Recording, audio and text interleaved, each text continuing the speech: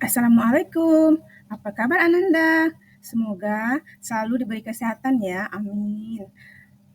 Terutama dalam mengikuti pembelajaran Bahasa Indonesia dengan Ibu kali ini. Pada pertemuan kita kali ini, Ibu akan membahas materi teks puisi, yaitu unsur-unsur puisi di kelas 8. Nah, pasti Ananda semua pernah mendengar atau membaca puisi kan? Siapa yang pernah menulis puisi? Bagi Ananda yang belum pernah menulis puisi, atau belum bisa menulis puisi, jangan berkecil hati dulu. Karena pada dasarnya Ananda semua telah memiliki modal dasar untuk menulis puisi. Dalam kehidupan sehari-hari, tanpa Ananda sadari, telah meluapkan perasaan baik secara lisan ataupun tulisan. Nah, untuk itu semua adalah modal dasar Ananda untuk menghasilkan karya sastra, yaitu puisi. Bagaimana cara mewujudkan itu semua? Pertama, Ananda harus mempelajari puisi. Kedua, Ananda harus banyak-banyak membaca puisi, misalnya buku antologi puisi. Pada pertemuan kita kali ini, Ibu akan membahas subtema materi mengidentifikasi unsur-unsur puisi. Apresiasi puisi, mengasah ketajaman pikiran dan perasaan. Pertama kita mempelajari pengertian puisi, ciri-ciri puisi, unsur-unsur fisik, unsur batin. Apa itu puisi? Puisi adalah teks atau karangan yang mengungkapkan pikiran dan perasaan dengan mengutamakan keindahan kata-kata. Puisi mengungkapkan berbagai hal seperti kerinduan, kegelisahan, atau keagungan kepada Tuhan yang diungkapkan dengan bahasa yang indah. Kemudian, ciri-ciri puisi. Puisi memiliki beberapa ciri. Di antaranya, pertama, mengandung bahasa yang diatur dan dirapikan sebaik-baiknya dalam irama dan bunyi. Kedua, bahasa yang digunakan bersifat konotatif. Ketiga, berisi ungkapan, perasaan, pikiran penyair. Keempat, dibentuk oleh unsur fisik dan unsur batin. Unsur-unsur puisi. Unsur puisi ada dua, unsur fisik, unsur batin. Unsur fisik puisi, pertama, diksi, kata konkret, pengimajian, majas, rima, tipografi.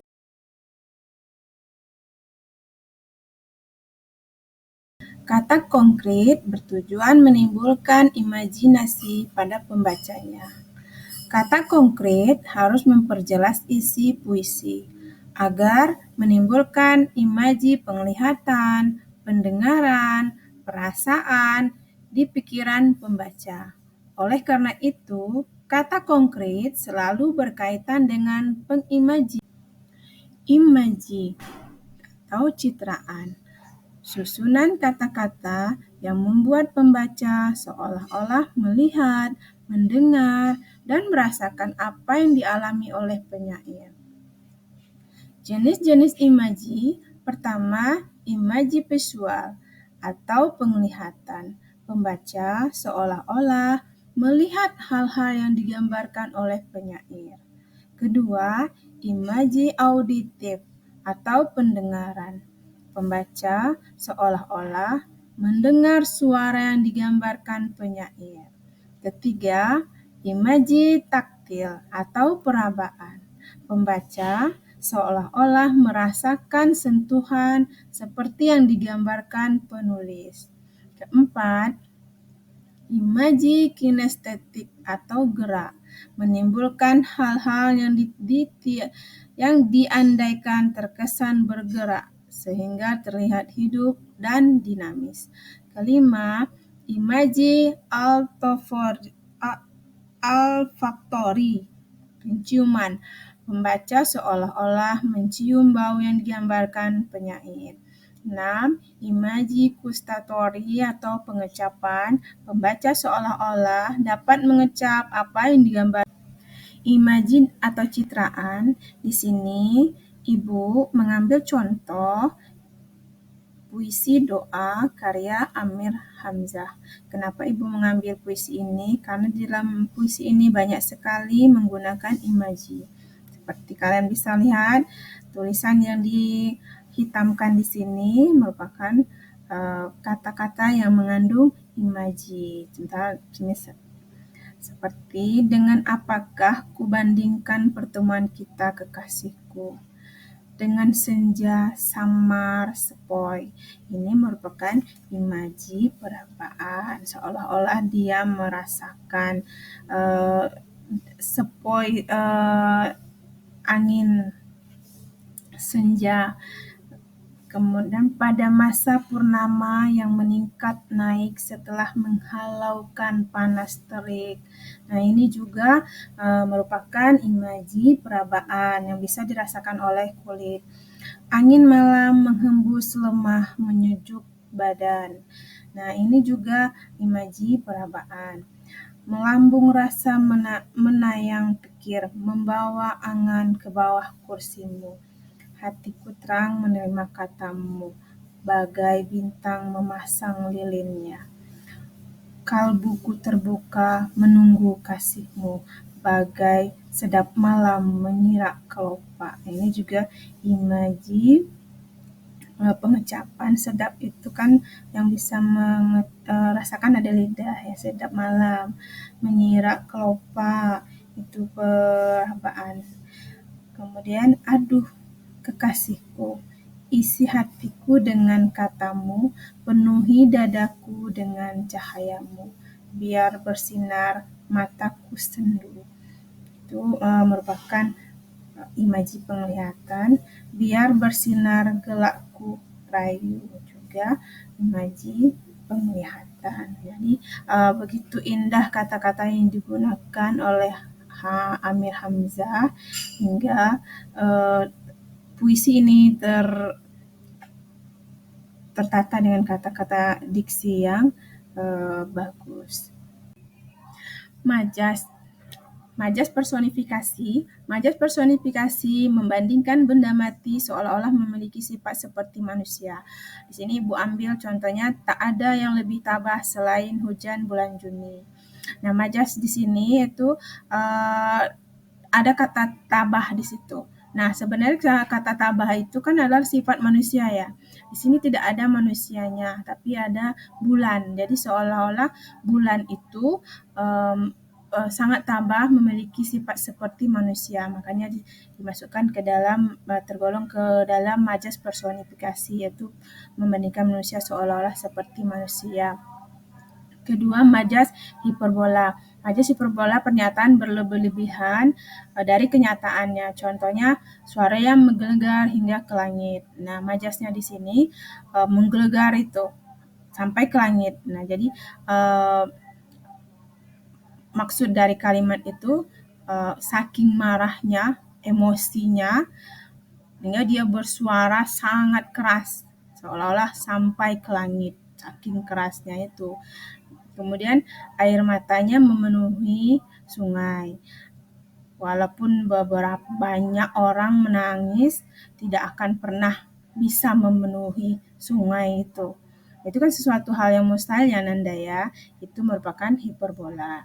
Majas hiperbola mungkin kalian bisa katakan dalam bahasa keren kalian itu lebay gitu. Nah, itulah perumpamaannya dari majas hiperbola. Kemudian majas metafora, perbandingan analog. Contohnya, Yovan anak emas keluarganya. Nah, kata emas di sini, yang kita semua tahu pasti emas itu sangat berharga.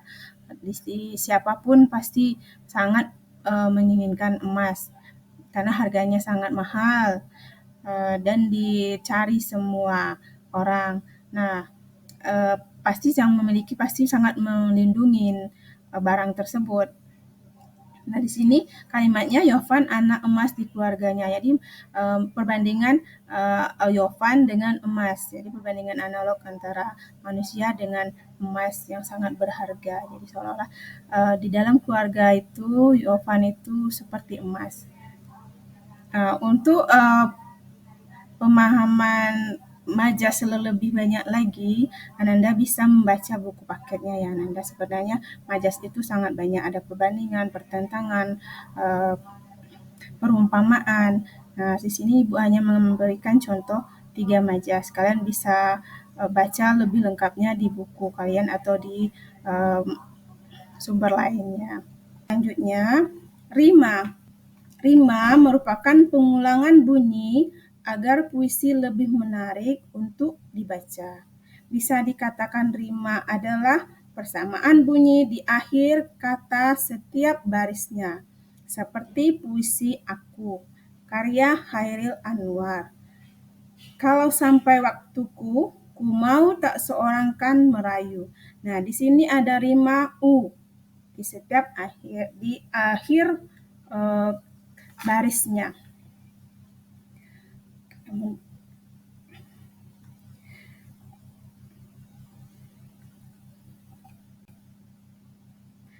Kemudian tipografi, seni perwajahan yang membedakan puisi dengan karya sastra lainnya.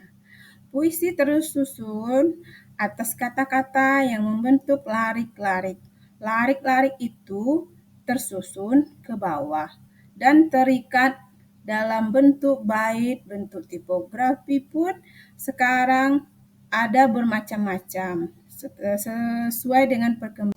Unsur batin puisi. Pertama adalah tema.